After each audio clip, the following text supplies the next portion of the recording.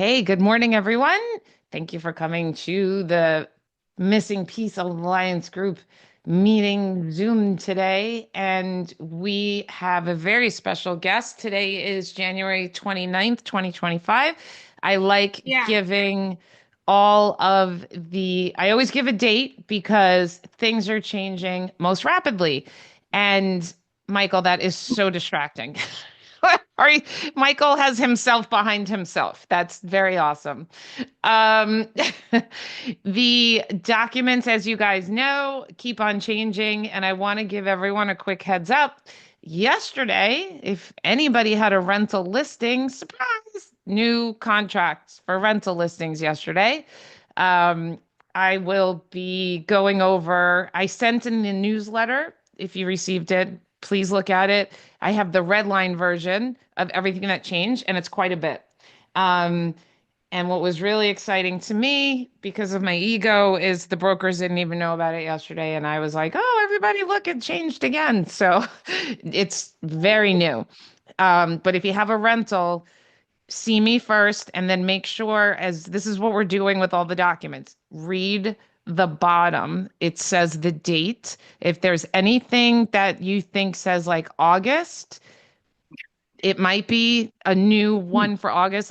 Most of the documents are December, and now the newer ones say it says 125, and there was another one that said 25 as well. So I want you guys to just, and always call me and reference the video because at the beginning of the video, I'm starting to scroll down now and saying that, the contract date, this document should match because the as is far bar change that says 1225, but it's not, they only made one or two changes. You really wouldn't notice the difference unless you check the date. So let's please make sure we do that. And then by next week, I'll have those new documents and videos up and running. And at the end, the last 5 minutes or so, I'm just going to show you what they look like real quick to get that. But let's get underway today. Charles, we have a very special guest, world renowned appraiser extraordinaire, Charles Siebrecht, who actually lives up in northern Palm Beach County, right, Charles? Correct. But travels, he'll tell you where. And he is, well, I think, our resident expert on not only just appraisals, but the market. And he goes to, let me just let this person in. He was recently at the Miami Board of Realtors conference speaking with, I don't know, he'll tell you who, but he's learned so much. And every time I talk to him, I think he doesn't answer the phone half the time because he knows I'm going to keep him for an hour. So I know Chris is laughing, saying there's probably other reasons why he doesn't answer, but I just find him fascinating. So I think this is a rare opportunity for us to learn from an expert. So Charles, first of all, I'd like you to introduce yourself. And then not only do I want to talk about the condo market, but the market in general, because it's so bizarre. Like this from even August till now is just a whole different market. So take it away, Charles. Hello, everyone. Yes, I'm Charles Siebrecht, born and raised here in Palm Beach, and been appraising since '87. So, been a long time. what? I'm sorry. Nice. Hold on, I'll mute her. Go ahead. Okay, but yeah, so I kind of seen it all through the late 2008 through 10, 11, and what's going on now. Um, Sherry referenced, yes, I've been a governor on the board of realtors of the Miami board for 5 years, and just a great informational perspective for me. It helps me through what I'm doing, but I'm happy to be here, happy to help. We did discuss at length, as Sherry mentioned, in Isla Morada for a 3-day convention, the condo market. So if I can help shed a little light there, we had a one of our corporate board members is a state senator, Ana Maria Rodriguez. So we all got to pick her brain as to some of the remedies that may be available for insurance and such. But uh, as we move along here, I'll share something else I had happen with respect to the condo market that was kind of shocking. And uh, anyway, I'll explain that a little later. But thank you for having me. Awesome. So I know not everybody deals in condos. And some condos are more, they have more rules and regulations and documents that we have to fill out than others. As we all know, am very far west, and we do have condos in Royal Palm Beach, I guess in Wellington, that would be the closest, but they're not, 20-story on the beach. When I used to work on Hollywood Beach, we had, huge ones. Unfortunately, though, because of Surfside, that tragedy, that has also spurred all these regulations and things we have to have, which I think is good because we don't really need another incident like that again. But it's also affected the smaller condos and everything we need. And, in order to process a deal, and I just want to give you guys another heads up. One of my colleagues has 62 condo listings and she's given up. She has now given all her condo deals to attorneys because there are so many things that you need. You need the minutes, the budget, the concrete restoration, the retrofit for the sprinklers. If one document is missing, you're holding yourself open for a lawsuit. So she's recommending now that any of her buyers and sellers, excuse me, who are going into contract, hire an attorney and make sure all the documents are there. Because if anything's missing, it's the onus is not on you. This is also affecting prices. I know Angela's driving, but she has a condo listing right now that she's had to keep dropping, dropping, dropping, even though the comps, there you are, even though the comps support her price, the general public is not paying for it. So, Charles, can you explain why this is happening and what's going on in the condo market? Well, um, the the pool of scared buyers is minimal.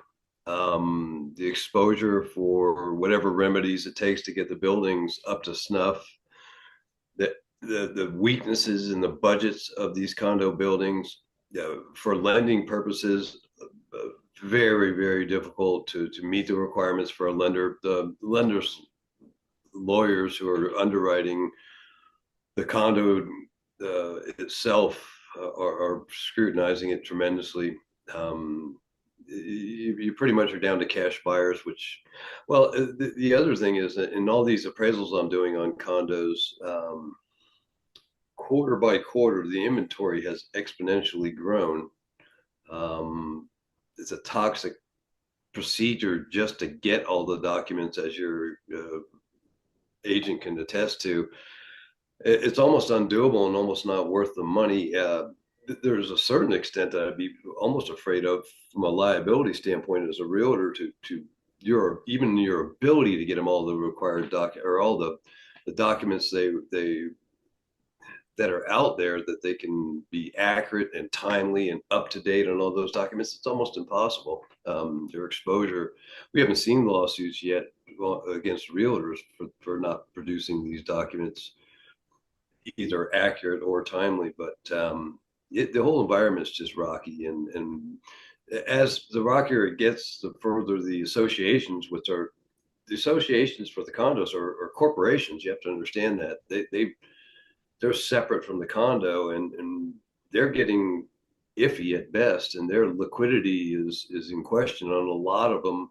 When the repairs are mandatory to get it up to snuff by state law, and yet if there people can't afford the assessments, the associations are going bankrupt. So I tell you, I had a call from Chicago the other day. It's a corporation uh, hired me to appraise each different floor plan in a large condo complex that back in 2003 went from an apartment complex to a condo, what we called them condo conversions. This company, the condo itself now finds itself in trouble with the buyers not being able to come up with the assessments to get the structural work done. The association is going bankrupt. This company out of Chicago is going to come in and buy out the condo units, turn it back into a rental, and sell to BlackRock. So I don't know that that sheds any light on the condo market in South Florida in particular, but it shows the weakness in the market. And our conference down in Isla Morada, we almost defaulted from how can we help sell these units to how can we help the people who are in trouble get out and find a place. That's how bad it really was. And I don't mean to be doom and gloom on it, but it's in particular the older above 4-story units that are not high in value. Maybe the intercoastal front units down in Lauderdale and Miami and strewn out. There's a height barrier to which the laws become more constraining on getting your building up to snuff. The oceanfront condos have the ability to handle it, although their inventory has grown a lot as well. But you have a lot of cash buyers who just don't care and see this as their shot to get in on the ocean. But I don't know where the bottom is going to be. All I know is inventory is growing and market time is growing. And when those two go higher together, there's going to be a strong checkup.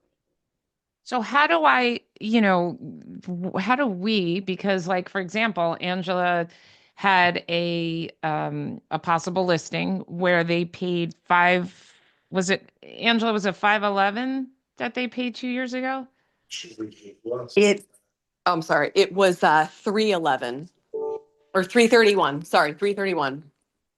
No, the new one that we were trying to that they bought 2 years ago that you don't have the listing yet.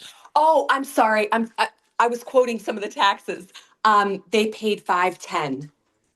Okay, so they paid 510 2 years ago, correct? Yes, in May of Okay. 2023.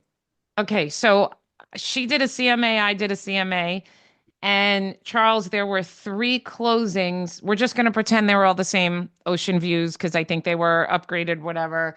One of them was in September, and then that one was at say 4:55.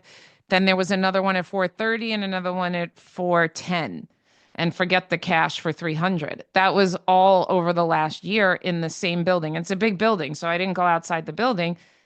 That was a year ago. I know no one cares what the seller paid, so let's just put that off to the side. I just wanted you guys to have that perspective. How do we go about pricing that now if the highest one sold in September for like 455? What does that mean now in January, February? So a tool I use, and it's hard to get into here, but if I assume everybody's using beaches, or are people using Matrix or MLS? I use Matrix.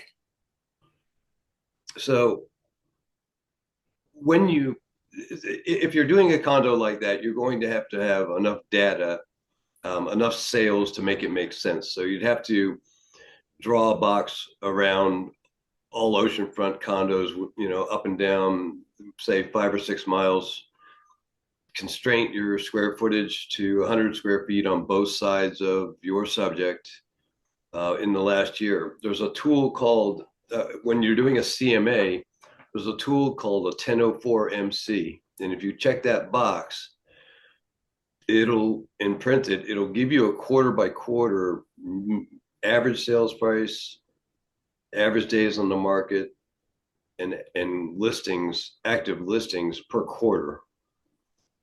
Where do you get that? What is that? What did you call that? I don't never It's heard a of it. CMA within Matrix, and so if you're searching for oceanfront properties, just searching for them, and you click active, pending, all the way Yeah, down to sold, get contingent. all your actives and solds. Again, it's statistics 101. You've got to have enough data, so you can't just do your building in your instance. If you do your building, you're not going to have enough sales to make any sense. So you'd run up and down the beach for oceanfront condos, do a couple hundred square feet on both sides, bracketed of your subject, and get enough data. You want to have at least 100 items in there, and when you're done in your search, click the CMA button, and it'll ask you what kind of CMA, what type of CMA. There's one called a 1004 MC. And that 1004 MC will break it down quarter by quarter and tell you the median sales price, the highs and lows, all the stuff up top. But the median sales price, the number of listings per quarter, active listings per quarter, the average, and the sales price per quarter. So if you want to see the amount of decrease from an appraisal standpoint, the quarter by quarter drop is going to tell you the drop in sales price. Watch the active listings, how they've gone up, and watch the days on market. That's also one of the things in the 1004 MC is the average days on market. But for your sales price, if you're looking for a percentage of drop in value, it'll be a quarter by quarter. You'll see the drop. Again, I only caution you because you've got to make sure you have enough data in there. If you just do your building or just do the buildings on a couple each side of it, and you only have 25 in your pot, it's volatile data and may not give you an accurate, and if you don't have enough, then you can expand your square footage to 300 square feet on both sides. But you just want to have a pool of 75 to 100 hits in your I CMA. have never done that many. Miriam, I'll get to you in a second. So you're not going to say, so the bank's not going to say to me, there's 3 closed sales. Why are you going outside the building? They're not going to say that.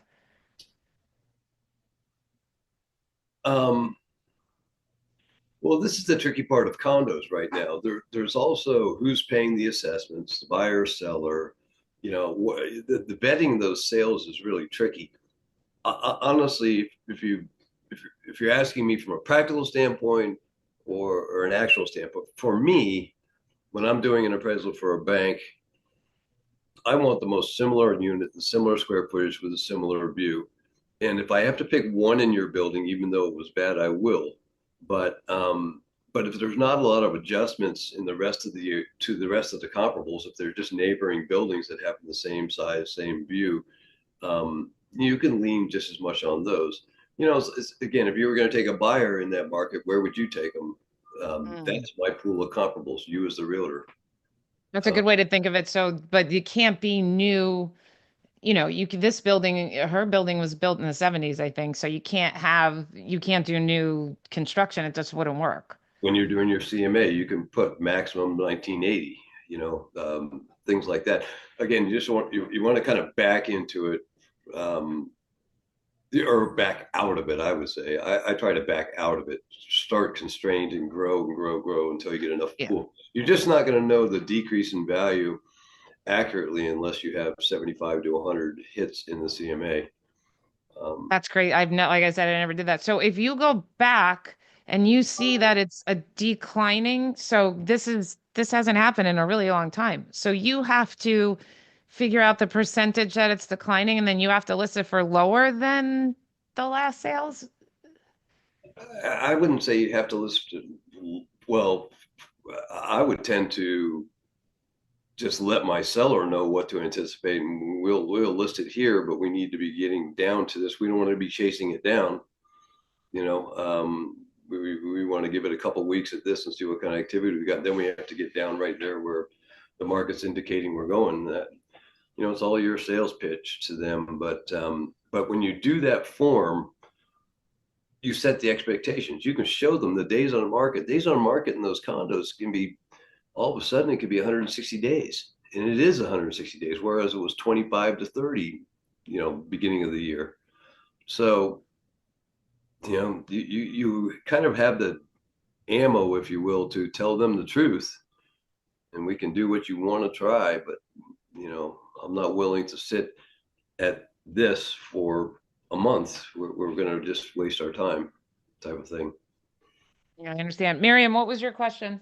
My question is, some buildings are going to be in a lot of trouble, obviously, and some buildings are not. Like some buildings have hit their milestone inspections. They've have the amount of money that they need in reserves and have done everything that they need to do.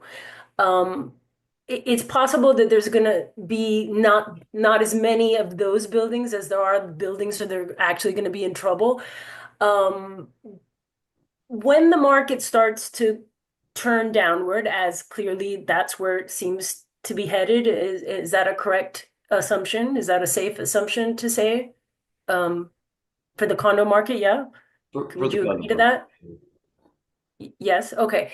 My question is, so if you have a listing in a building that isn't in trouble, that they've done everything right, their milestone inspections are good, there's nothing to really worry about, do you think those buildings will hold their value, rate like in other words, when condos that are in trouble start to go bankrupt, the ones that can clearly prove they're not in trouble, will those become more valuable? Will they retain their value? And again, this is a little bit of fortune telling here, but I'm just asking in your experience, what do you think is going to happen? Yeah, I would think that those are going to at minimum hold their value for the time being until the dust kind of starts to settle. Yeah, and if I don't know about beaches, but I can tell you, Matrix and the Miami board are making tremendous strides and probably will be done by the end of this month in a few days of um, putting fields in that tell you more where they are with regards to the assessments, being a little more out front with that so we can see what's going on. You know, the other caveat, which makes things tough to wrap your arms around, is how do you walk somebody into a building that's got scaffolding on the outside and jackhammers going all day? I mean, what effect is that taking on the market? So there's all sorts of stuff. You know, because then you have a loss of basically quiet enjoyment and use for maybe a year. What is that? You know, you can. How long do you think this thing is gonna take to play out? Is it gonna be a decade? Is it gonna be 5 years? Like what, 10? What do you think? Well, the marketable stuff from a real estate standpoint, from a realtor standpoint, we should be done with the ones that have the ability to get it done, and they're already in motion. So most of them should be done within a year.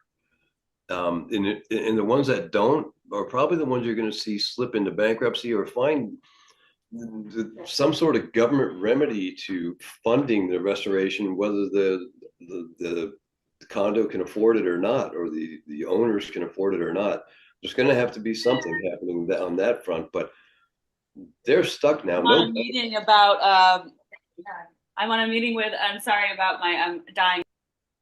Go ahead. Sorry. So, Hadley, oh, what was your question? Let me try. Okay, so I'm trying to upload what I just did. I just want to let you know, Sherry, because this is, totally on my game, like what I want to do, so math, statistics, anything like that. So I was super excited. Where you and I are in Beaches Flex, right? correct. Okay. I went into Beaches Flex and I selected 200 condos that were from 400 to 550. And I clicked on statistical CM&A, and under that is the option to do the Fannie Mae um, 1004 MC. So I Correct. just Oh, all ran right. one. Get And out. so Okay. super, I'm trying to put it in the chat. I don't know how to do it, but it is definitely there and super informative. So love it. So it is available in Beaches. You have to select the amount. Like he said, you have to have a good amount. And then once you do that, press statistical CMA. How Yeah, do you get all those listings though, when you put the I parameters in? I drew a box and then I Oh, a did my box. Okay. search and then I did, I didn't do the years, which I liked the idea of doing the years because that really is important. But I made sure it was oceanfront. I did like 1,000 to 1,400 square feet, perfect. 2 bedrooms, and boom, I ran it. That's a Yeah, good exercise for us to do. Did you see a downward trend? For that particular range, there was, but it did give you the range for like the last 9 months, the last 6 months, the last 3 months, etc. For that range, it actually on the close, it was only down about 6% during the 3 month period. So you have to kind of go back, but 6% is 6%, That's about what I'm what I'm finding across the board. Honestly, with the exception of the upper end market, even in residential, that's about where we're sitting right now. Down about 5 or 6%. If obviously not the real custom areas, but the generic Olympia of Wellington type of area, they're down pretty good. But it's a simple volume. When you looked at that 1004 MC, what did it say about inventory quarter by quarter? Okay, let me just bring it back up because I was watching you guys again. So let me just get it up here. Um, Hadley, if I gave you permission, would you be able to share your screen? It says one participant can share at a time. So do you want to share that real quick? yeah, I don't know exactly how, but you're gonna say share. My screen is there. Underneath the bottom, the green share arrow. Share screen. Okay. If you could do it quick, we'll Okay. take a look. The sharing? Can you see it No, yet? no, pick a screen to share. Oh, host disabled screen share. Hold on. Try that. Hmm. Okay. Oh, cool. Oh, Oh, there you good. go. Thank you. I So need to do that. scroll down a little bit to the bottom box, the one that's important there. Okay, right there. We can't really see it. I can't. But the second grade down line will be active listings. Is that growing? Yeah, I'm trying to get Act rid of this. Okay, there we go. Okay. You want me to look at what now? You're somebody's cursor. Oh, it's my cursor. The bottom square, the bottom box, not the top one, Okay. but the bottom box, that quarter by quarter. Uh-huh. The second line down, I believe, is active listings. Uh-huh. Is it growing quarter by quarter? Yeah. 40, 70, 97 for the last 3 months. So it's That- growing. that's a problem. Mouse, and it What- says the months of housing supply for this one is 17.11. Wow, Oh, a that's year, bad. 17 months. now go down to days on market. It's about 3 down. The medium days on market is actually pretty good. Okay, good. Um, and then the medium comparable listings day on market has actually reduced a little bit in the last 3 months. It went from 200 to 103. I'm wondering if some people are just pulling out. I don't know. That's actually pretty strong. If I'm looking at it right, the top line is the sales by quarter, and the sales held up between those last 2 quarters. I can't really read it. Yeah, they're right. Those two, they're in the ones that are right. Okay, the total number of sales settled. No, it went down. It was in this 200, it was 59, and then in the last 4 to 6 Oh, months, it's only been 17. 17, and then the last again 3 months only 17. Good. Well, 17 and 17 is pretty good. That means the sales are holding up. Yeah, but I want you to realize something. The first box is 6 months, not so you need to take that number and divide it by two Oh, Okay, got it. if you want to go so that's quarter. not bad. And the absorption rate is 5.87. Yeah, I guess the days on market's what scares me. I don't know. Oh, I Um, see. So you divide it by two, so 103 is still 200. Okay, it was average is 200. No, Okay. yeah, all those. Right. Well, no, not all those, but the top 60, amount of 59. sales is Yeah. for 6 months, not three. The other two boxes are 3 months. Oh, it's like 30. Yeah. So, Yeah, so it's okay. half of that. Well, then still, and then it goes down to another half. So, all right, Hadley, can you close that out? Share. So, how do we, so Charles, what do we tell this, we don't tell the sellers, we show them the statistics, and they're supposed to understand that, okay, here's where we are now. It's been on the market for this long. And this goes for houses too, in certain areas. And the more inventory goes up, the more days on market, we want to be priced aggressively. That's it. The days of let's test the market for up high is just not going to work anymore, because at some point, my historical experience with this is, at some point when you have a buyer who wants to buy in there, they're going to start picking off the weak ones, right? And then prices are going to drop. I mean, if you're savvy and you see all of a sudden the inventory has doubled in the last 3 months, a handful of those that have been on the market that long are going to start settling for less, and that may start a trend down. That's my only concern. Okay, and why the reason why it's good to have an attorney with this too is let's go over a few things. First of all, if you have a customer who's putting less than 25% down, you're going to ask your lender. Charles knows Kyle Nelson very well. I always call Kyle will approve a customer for me. I have one right now, 300 to 350,000. She's going 5% or 3% conventional, so she's not FHA, but still remember, and for those of you that are newer, it's not if the person qualifies, the association is not going to know the answer.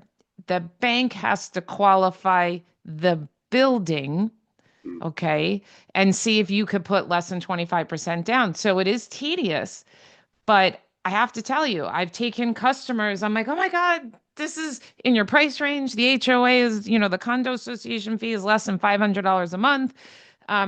The realtor says FHA VA approved, and then we go into contract, and the underwriter comes back and says you have to put 25% down on this.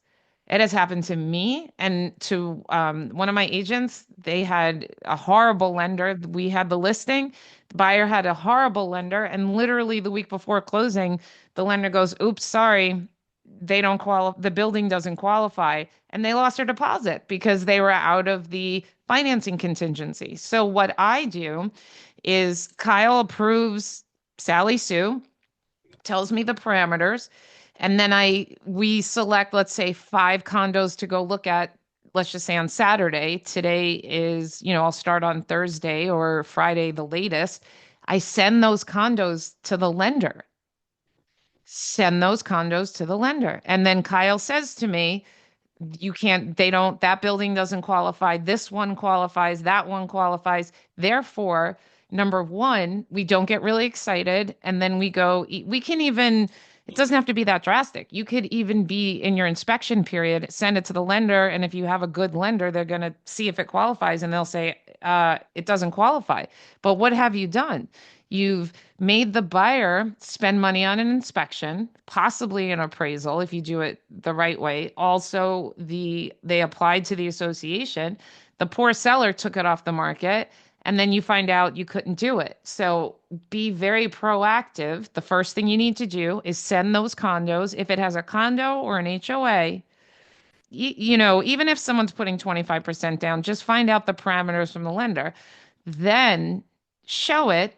And if they fall in love with it, great. It has gotten to the point, Charles, Kyle told me on these about 2 weeks ago, we went looking, and he said to me, it is Fannie Mae approved, this particular HOA or condo association, whatever it was. He goes, but it expires on February 11th. So he goes, you better hurry up and go into contract and close before February 11th, because, and let me tell you what this means. It's a little deep, but you look like a rock star and you're saving your customer from a lot of agony when you find this out. Because what would happen is, Kyle said to me, we don't even need the budget and the financials from the building. It's already approved in our system because they've done deals before there. He said, all we need is the master insurance policy. Okay, so we get that hopefully you can get that during inspection period, or they'll make you wait for the estoppel. That's awful, but that happens. And then we know we have to close by February 11th. So I called the listing agent and I was like, good news, we want to write an offer. I have a buyer. She's only 5% down, but don't worry, your association's approved until the February 11th. He said, I didn't even know that. He's like, thank you for telling me. I'm like, yeah, because if you don't go into contract with us or someone else by then, you're going to have to start all over and hand in the budget, hand in the financials, and get qualified again. And guys, if you have that, let me know because we're going to have to start writing that as contingencies. If it was approved before, I would go ahead with it, but I would have something just in case it doesn't get approved during the financing contingency, or we would know to lengthen our financing contingency because once you pass that 21 day, I'm just using an average of your financing contingency, you're saying everything's fine. The underwriter comes back 2 days later and says, oops, sorry, it doesn't work. You're going to lose your deposit. It doesn't matter that it didn't approve. So we want to, build our contracts for that contingency. That brings up a point because I was on a board of a condo one time. It behooves, and I keep telling people, I kept telling people on the board, your fiduciary as a board member is to do the best for your owners, your unit owners. That's your fiduciary number one thing. To do your best for values of the owners of the association. And they get lazy and they won't cooperate with people doing Fannie Mae. If you have a listing in a building like that, get after them immediately and say, if you're not Fannie Mae approved, why don't you get Fannie Mae approved? It's very easy, FHA approved. They just get lazy and don't cooperate, and or they pass it off to their management company who is lazy. It's not a difficult process. It's irritating, yes. And I say to you, is your thing's expiring? Why? That's a question. How did you tell your owner why it's expiring? Is the building going bad or going to fall down after the expiration? What's up with that? Well, I have the buyer, so Yeah. that in that case, but I understand what you're saying. So again, I know this is not to scare you, but this is to help you and to make it more proactive. And I promise you, don't you think that an agent who came to the listing agent, okay, I worked with, remember we don't represent, I worked with the buyer and I came to the listing agent, I'm like, "Oh, here's all the information about your building. Don't you think he's going to accept my offer?" Even though there's still, like we're saying, many days on the market, I always say this, once your customer is interested in a property, it could be on there for 6 months, so is everybody else. I don't know what the phenomenon is, but it happens. So aren't they going to accept my offer over everyone else's because I am so educated? I knew more than he did. And he was really nice about it. He was appreciative. He's like, wow, thanks for telling me that. I didn't know that. So he would have accepted our offer over everybody else's, right? So um interest rates, this is a perfect storm, but think in the next 6 months, I'm hoping that interest rates may go down because again, I'm going to use this customer because she's the most. We're actually waiting till Hometown Heroes replenishes in July. Listen to this, $300,000, 3% down, taxes, insurance, and a $450 a month HOA. Her payment's $3,000 a month. She's like, it's better than renting, but she goes, if something breaks, I won't be able to fix it.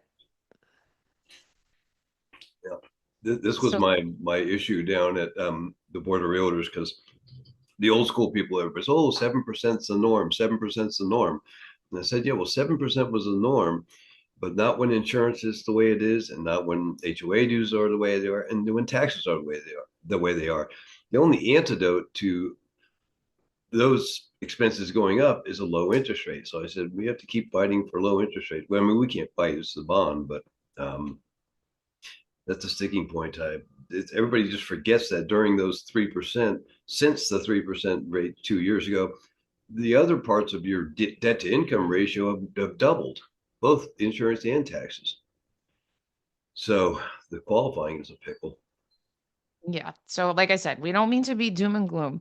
So, I highly recommend, again, remember, we don't tell our customers what they should do. We show them the statistics, we present the facts, and we hope that they come up with the idea on their own. And it's up to you as a realtor. If you show them all this data, okay, and we'll practice just what Hadley did and show you how to do this. If you show someone all this data, whether it's a buyer or seller, and they still, like, let's say the seller still wants to go really high, it's up to you as a realtor to decide if you want to take that listing. Do not be afraid not to do it, because Angela had to go, but she had another one. We were at 350, and this happened to me. You guys all know or sick of hearing about Las Palmas, where I was on the market for, for 7 months. Even when you're the lowest priced in the area or in the building and you're not selling, the public has spoken. And it's sad because I know that house, and it's going to overappraise. So, Charles, that's something else I want to talk about. Like, so the stuff is still overappraising of contract value. It took me 7 months to go into contract. It's going to appraise over what we're in contract for, but I had no offers. What? So what's going on with that? Well, we're always looking in arrears, and you know, right now. So when you do that form, this goes back to that form I was telling that Hadley did so nicely. When that, for the most part, is stable, the median sales price is not jumping all over the place and going down fast. I can go back, my pool of comparables can go back a year. When that thing goes down quarter by quarter, I have to make a negative time adjustment. Conversely, when it's going up quarter by quarter, I have to go make a time adjustment upward. We are at the cusp now of having to do a negative time adjustment. Another 6 months, and we probably will be unless things pick up a little bit. It's not severe this time, but when you had back in 2009, we were using big time adjustments, down 10% for 6 months type of thing. But yeah, that shouldn't, you just have to explain that to your sellers. It's going to overappraise. I know the sellers don't get copy the appraisal anyway. They shouldn't, hopefully. No, but sometimes the buyer's agent, especially if they don't know what they're doing, it's so awesome. They tell you, they'll tell you what it is. One time, I have to tell you all, it's being recorded. I did not tell my seller what it appraised for because, boy, they would have been, upset about that. And remember, guys, when you work with a buyer, never, unless you're trying to fight, unless you're showing them if it underappraised, then yes, you want to show the seller for proof what it appraised for, because you could just be making it up. But do not show the seller, especially if it overappraised. They think, even in a market like this, like if I showed a seller that if I worked with the buyer and I sent off the appraisal to the seller and it appraised for $50,000 more, there, or 20 or 15, whatever it is, the seller's going to think, they're going to wait for every opportunity to kick your buyer out of the contract and relist the property, even though now it's certainly still not going to sell for whatever that appraised value was in some markets. You're giving them leverage and you're hurting. So the only, talk to your team leader, talk to Chris, talk to me. If for some reason you want to send that appraisal over, talk to us first. Let's talk it out and see if there's a reason to send it. Chris, you've been listening. Do you have any advice or thoughts about pricing nowadays or how to go about it? I mean, the bottom line is you have to know your local area, because I know we're concentrating a lot on South Florida. Oh. You really have to dive into what your local area. Am I the only one that can't hear Chris? It sounds very low.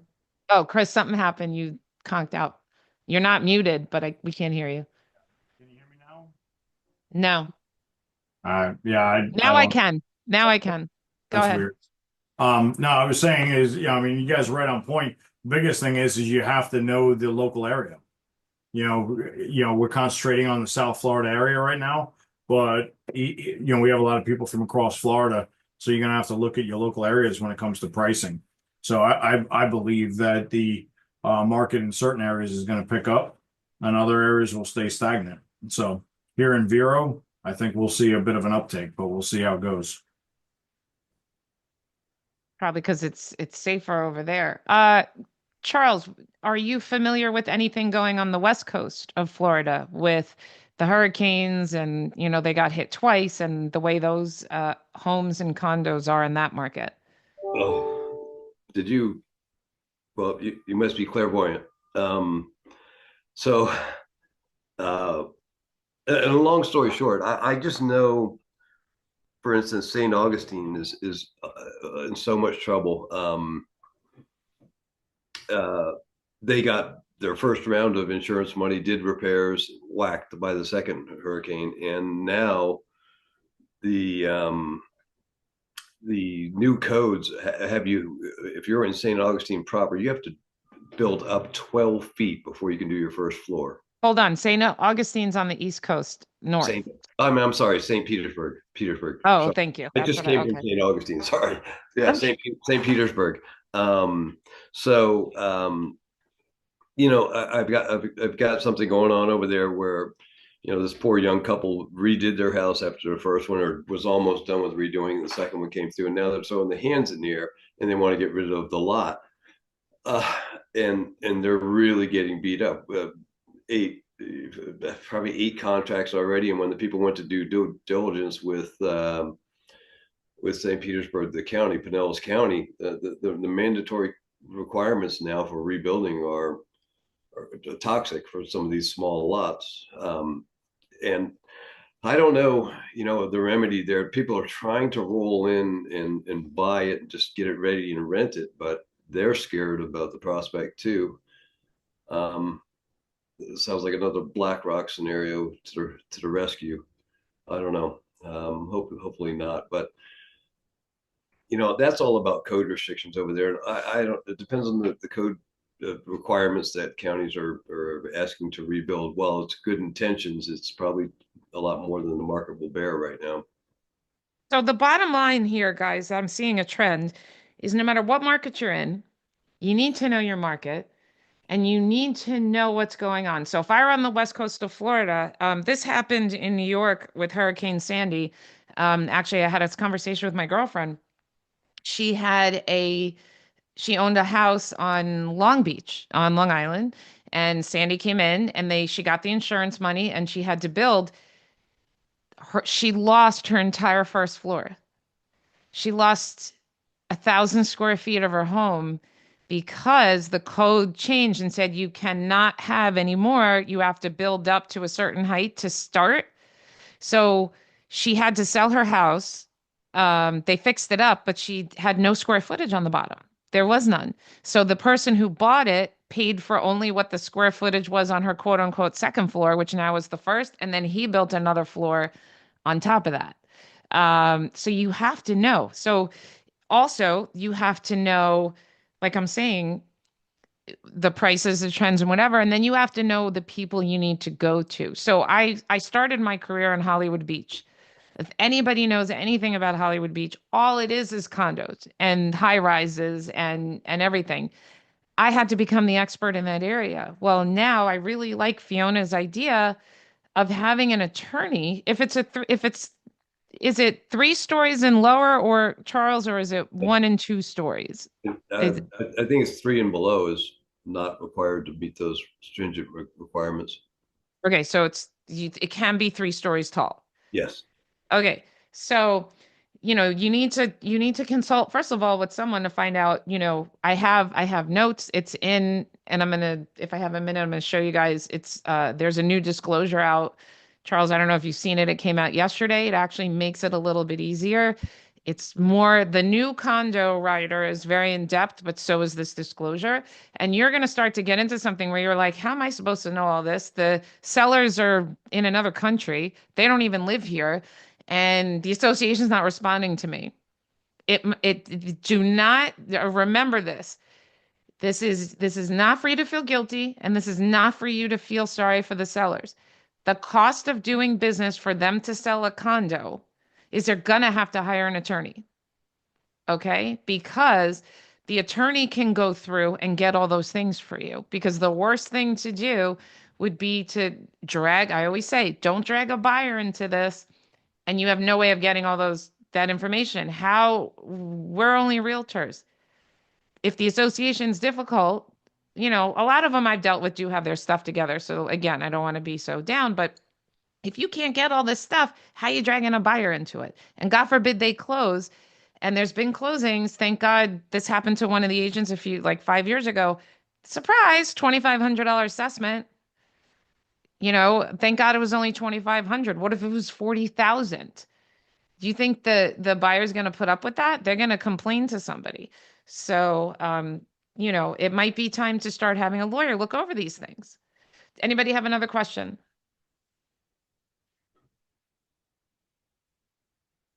Charles, give us some positivity. Tell us something good.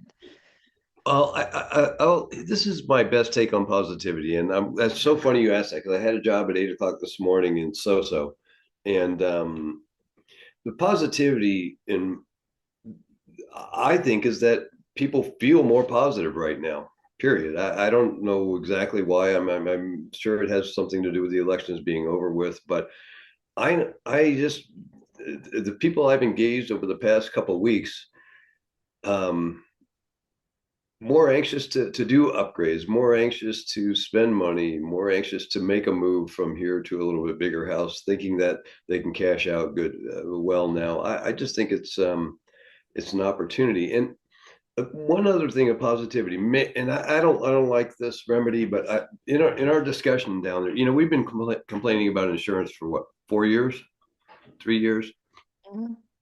and it sounds like, so talking with Ana Maria Rodriguez, the state representative, she's been hammered on it for 4 years. I mean, poor girl. They've tried everything from a state level, but here is the possible remedy that the legislators have come up with and are working with the feds on. And it sounds horrible. I don't know how else to frame it, but an Obamacare type of insurance may be coming our way, where the whole United States shares in the risk of South Florida and California. And where, because we can't get people to come into just Florida. You can say across state lines, allow people to come across state lines with insurance, but that's essentially what this would be. And a market where everybody has to jump into an Obamacare type of home insurance market where we can have a little more shared risk across the United States. That's what they're floating. I'm not saying it's good. I'm not saying it's bad. I don't know enough about it, but it may be a remedy for our high taxes, our high So insurance. if we didn't do that, let's say it just stays the way it is and California happens. Are we still affected in Florida by insurance? Is that As because long of, as it's private, and Citizens is going bankrupt. I mean, as long as those two things are going on, we're insisting that the private insure us, and we've proven that Florida Citizens can't really handle it on its own. Sounds like a remedy for the insurance rates to continue to climb. You're asking the free market to insure us where we have hurricanes come through, California where they have fires coming through. And as long as it's not a shared risk across the United States, the only reason I'm even open to it, because I hate the thought of the feds getting involved in one more thing. But it makes sense to have a shared risk where the people in Montana who have no claims ever, maybe they pick up a little bit. I don't know. well, that's why should they? That's the other. Well, I We agree. chose to live in Well, Florida. that's the part I hate. I agree. They chose to live in Montana. I know it. I get it. But we're we don't seem to be able to do it on our own. Seems to be the bottom line. We have no power over the insurance companies. Got it. All right. Does anyone have any other questions in general? Even a problem with their own appraisal before I show you any documents? Because well, actually, it's 11:26. Miriam. Quick question, just to take you to the very beginning of your of this talk. I just took a condo rental listing. Am I gonna need these new docs? Am I gonna need, like, literally, I just got this yesterday, right? Is she gonna have to No, sign all new docs? not for a listing, no. Not for rental listing. Rental, sorry, I meant rental listing, no. Mm-mm. Okay, great, thank you. Yep. Anyone else? Charles, I'm going to show them a document real quick. I just want to say thank you so much. And can you put your phone number, your cell personal phone number in the chat? Um, Yes. if you wouldn't mind. So, guys, I want you to know something too. Charles will do pre-listing appraisals for you. Charles did something, Christopher makes fun of me and says I only want to talk about my one $3.3 million listing. I was trying to get a $12 million listing from the same guy, trying, and he kept telling me that there was um, the tax records and everything only came up with 9,000 square feet of his house. He was telling me it was 12,500. I said, hire Charles. I can't. Other realtors, he had listed it before, said that the house was 12,500 square feet. Where did he get that from? I'm not going to be the one to do it. So I said, you know what? Hire Charles. And if Charles finds the extra square footage, I have that appraisal in my hand to prove to potential buyers that the house truly is 12,500 square feet. And, I hired him for that. Again, if you're in an area like myself, where I always say I can appraise a house with a pool or a guest house, but when you start going to the stables, the ring, normal square acreage out here is 1.25 acres. If I have a property that's 2.5 acres, has a pool, has a guest house, has a ring for horse and barn, I'm not an appraiser. So it would behoove you to have the seller hire Charles and get that pre-appraisal, because then I'm not telling them how much your house is worth. Also, I'm always terrified of leaving money on the table. I'm usually correct in my assessment, but I don't want the seller ever to think, Sherry, you priced it too low. We could have gone for this. Well, here's the appraisal. That's what it says. And you can even do that on a regular house if you wanted to, especially in this market. So Charles has done that for me and will do that for you as well. And just have the seller pay. And again, if you run into an issue where it's an older house or there's other things and the seller doesn't have the money, it's up to you and your decision. You could have the seller lay out the money and you can reimburse them at closing. There's something that you could do. You know, you could do that as well. Right, Charles? Right. I do a lot of those. I'd be happy to help anytime. I always kid everybody, nobody gives me a bargain to ask a townhome to do a pre-listing on, but so everything that comes over from you guys is always a rough pickle, but I personally enjoy those. So bring them. I'll do it. I'll help you. We really appreciate that. Thank you so much. Does Sure. everyone have a quick minute? Charles, I'm giving you permission to go. I'll talk to you after, and I appreciate you. Thank you. Thanks, everybody. Thanks. Do you guys have a quick minute? Open your mics. I can only see 4 of you. Yes, I do. Yes. Yes. Okay. Thank you. Yes. I want to show you this real quick. I put this link at the top is in the newsletter, and these are the new updated forms. Some of them you've never heard of. We don't do commercial, but check this out. So the exclusive right to lease listing agreement. So that wouldn't be the rental that I asked. Wouldn't that fall into that? If you executed the listing agreement yesterday, you might be okay. Did you execute it yesterday? No, it was actually, no, it was executed on the 25th. Okay, you're fine. This just Okay. came out. This came out yesterday. Okay. So apparently, I didn't realize that this was already in app files because they didn't say that it came out. They said that they've made changes, and here's the thing. But somebody went in, I forget which one of you it was, went into app files yesterday and said it's already in there, which is great. So the red line, and this is, I want you to look at the red line first. It's in the newsletter. It's in that site that I said. This will tell you where the changes are. If you're brand spanking new and you've never done this, you don't have to do that because you'll just learn it. You'll just learn how to do it. But this is, again, I have to study this. I'm not sure why we are not responsible for showing the property anymore, because maybe they really are separating uh, the listing agent from the buyer's agent. I'm not exactly sure why we don't have to show the property. Um, I do, I'll ask you in a minute. This makes sense. Compensate, this is gone. Subagents or cooperating. It's tenants or consumers, brokers. So remember, I told you guys this a long time ago. I really think that it's going to go away, the entire section of any listing agreement where we are offering compensation to a buyer's agent. We're still going to give it, but I think they're going to take it out of the contract. So here they took it out that it's not, the broker is not responsible to compensate any sub-agents or cooperating. So we don't do that. It's back to being the tenant, the landlord. There's a document, it's landlord to tenants, agents, compensation. So that's what they're saying there in that.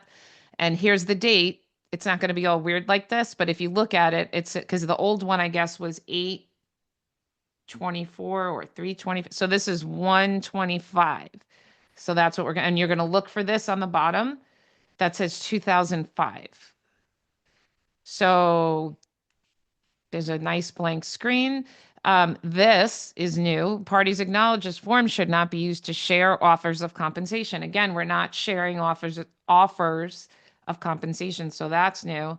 So this goes, brokerage commissions are not set by law and fully negotiable. Owner agrees to compensate broker as follows. Okay, so they took it, which of course they have to compensate us. Broker procures a tenant who's ready, willing, and able to lease the property under the terms of this agreement or terms acceptable to owner. So they crossed out brokerage commissions are not set by law. Owner agrees to compensate broker as follows. They crossed all that out. Cross that out. So here we go. Amount of compensation. Remember, this for us here in South Florida, it's 50% of the first month's rent.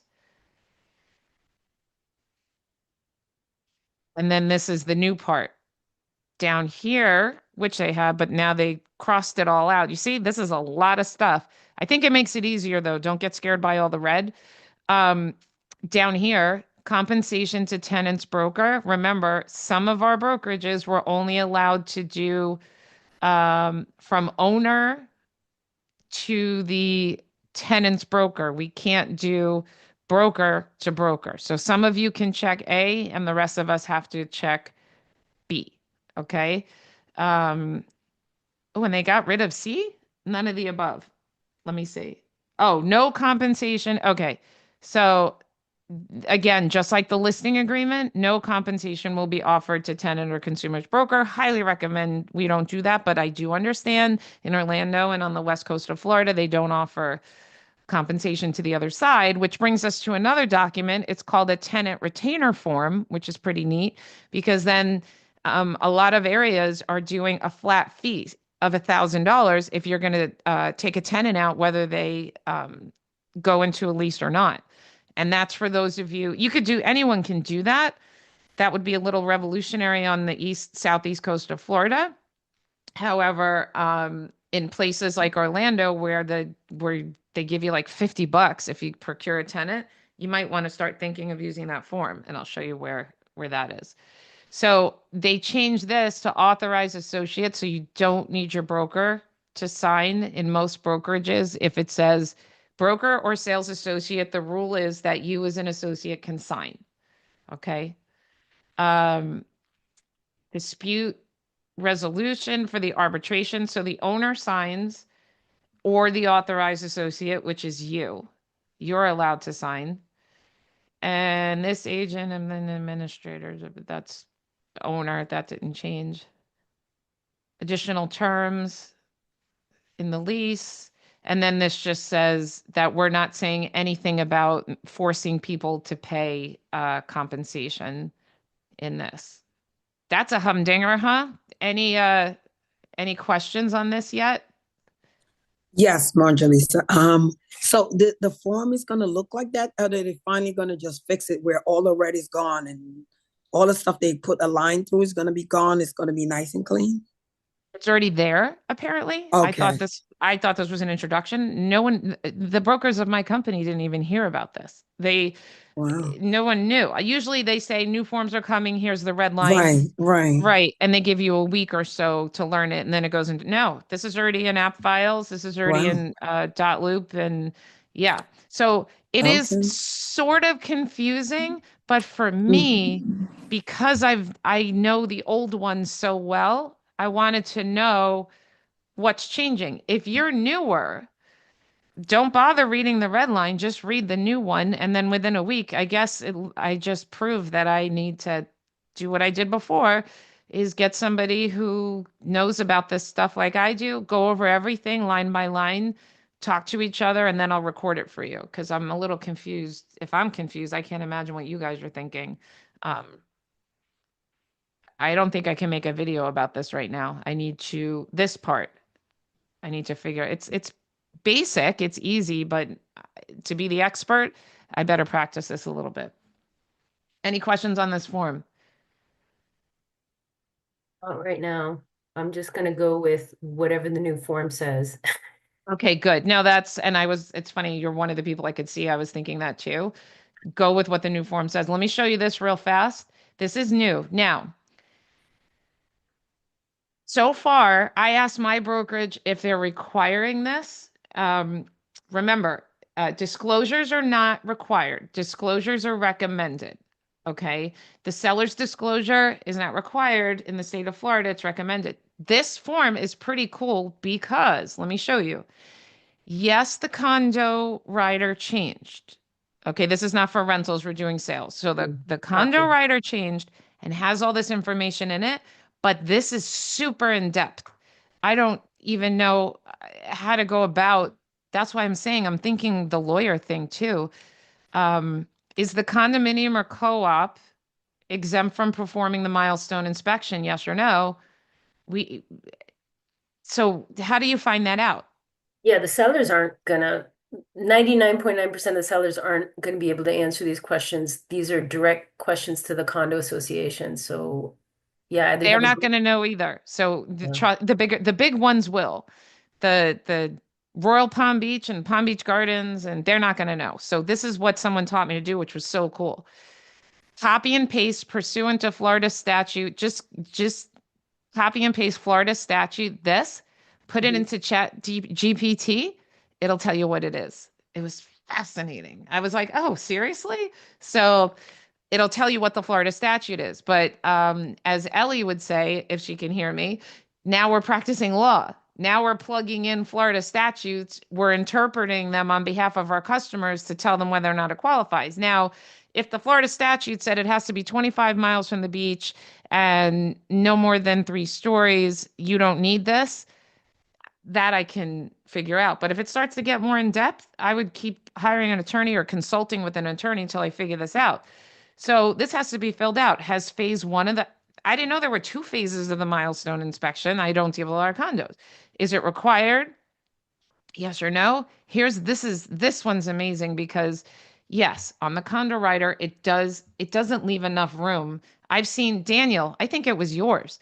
You had a one-time contribution fee, a the capital contribution. I think you had the monthly assessment, then a quarterly assessment, then a land lease like there was not enough lines on that document to fill out this information. So this can show you exactly, this will make you find stuff out because you don't know what you don't know. So please identify all the assessments. Oh my God, here's all the assessments. I thought this was 6 months back, I guess. They want 12 months. Now it's saying discuss during the board meetings. This is new to me because Last month, I told you guys it has to be in writing. So I'm going to find this out. It says, have any special assessments been discussed? Because Fiona, she, like I said, she has 62 condo listings. She told me that all her people discuss assessments at the mailboxes. That doesn't have to be disclosed to a buyer because who knows what's going to happen. This is saying, has anything been discussed? But now, okay, please provide copies of meeting minutes and notes. So this is where it's in writing. The SIRS, pursuant to Florida statute, put this in ChatGPT or Google it, find out what it means. Has it been completed, scheduled? Do they even need it? And here's the date, revised 125-1. I thought this meant revision and it says revised, but I've never seen this document. More special assessments for that. Maybe don't even use this document unless you have, I wouldn't just let Legal the counsel. Yeah. correct. I wouldn't let, if the seller answers this, I wouldn't present this to a buyer if it's just from the seller. I would put it in front of an attorney, hire them and let them figure it out. Yeah, it's just going to be the cost of selling your condo. That's it for however long this lasts. It's facts. 100%. Thank you for saying that. Yep, that's exactly what it is. It's the cost of selling your condo. I'm sorry, and I don't know if you guys noticed, but I did. A lot of people now are asking me, I'm just going to give you an example. So it's January 29th right now, right? The compensation thing changed August 1st, right? So in the beginning, everyone said, I want a document in writing and you have to tell me exactly how much the seller is willing to give his compensation. And I'm like, well, present the offer. Like, if it's $300,000 less than what we're selling it for, we're not going to offer you 3% compensation, whatever. And then people would get pissed because they were uneducated and hang up on me.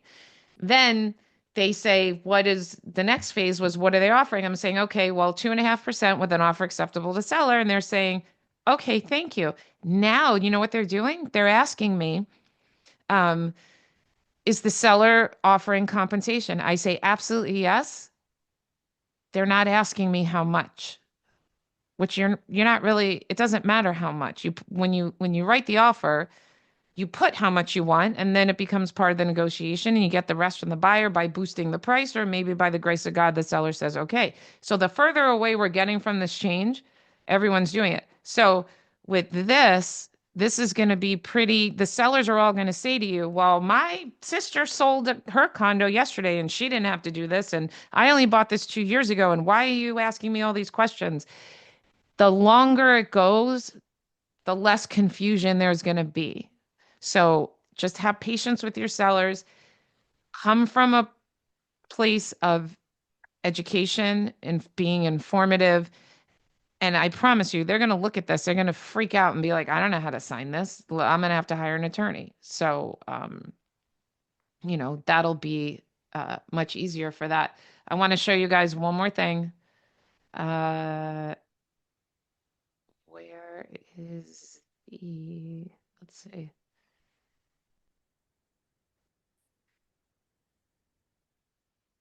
Okay. Oh, this is important. And I'm glad you're all 15 of you are still here. This is really important. I don't know if any of you have had to have a PACE. It's one of in section 19 of the addendums. PACE is double something because it's one of the last, what do you call it? Addendums in your FAR as is contract. They changed the name from PACE to qualifying improvement addendum. That really annoys me because I'm wondering now if they're going to change my FAR as is contract again and I have to make another video for just one stupid name of a different form. So PACE is where you get a loan to replace all of your roof, impact windows, or something that adds value and protection to your home. The interest rate is off the chart. It's connected to your taxes. Okay. So you have to disclose that to potential buyers. So now they changed the form name. That's all they did. And this, look at it on your own, is the prospective tenant retainer agreement. Um, your team leader might want you to start doing this if you're going to, people have said to me, why do I have to take a tenant out to 10, rental listings or 5 or 8 and they don't rent anything? So you could charge them for that. Again, we're blessed in Southeast Florida. All the counties, we get half a month's rent. Maybe you charge a cancellation fee or a transaction fee, which you can. And then the other ones are just commercial forms. So we're okay. And I showed you this. So we're totally fine with that. Um, on the newsletter, it told you where to get it. And here, it's right here in Florida Realtors. If you go to, let's see, news and media, Florida Realtor News, new updated forms from Florida Realtors, scroll down and you can look at the forms. And then, like I said, as soon as I can say this without stuttering, I will definitely make a new video for you guys. I just don't want to give you the wrong information. So that was a lot of info in an hour and 15 minutes or so. Any questions? Nope. Okay. As you know, you can contact me Monday through Friday, 9 a.m. to 7 p.m. on the bat phone. That's the 561. And then on the weekends, 10 to 4. Keep doing open houses. Keep going looking in your neighborhood. And I hope that if anything, if all you learned from today was that you need to be the expert in where you are taking buyers or sellers, that's all you need to know from all of this. And we can circle back and go over appraisals and CMAs together. You have to know your market. The end.